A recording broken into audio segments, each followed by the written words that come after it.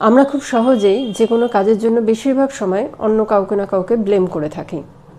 সবাই যে করি এমনটা নয়, তবে আমার মনে হয় বেশিরভাগ মানুষই সেটা করে থাকেন।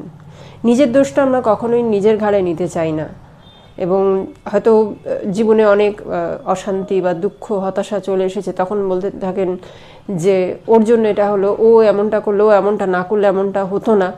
কখনো কি বলেন যে আমার জন্য এমনটা হয়েছে, আমি এই কাজটার জন্য দোষী?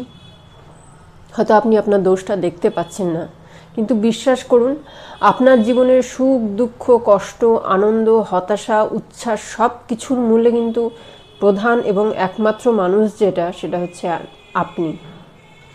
আপনি যদি মনে করেন যে আমি এই আনন্দের মূল, এটাও যেমন সত্যি, আবার যদি মনে করেন এই খারাপটার জন্য আমিই দায়ী, তাহলেও কিন্তু এটাও ততটাই সত্যি। খুব গভীরভাবে যদি ভাবেন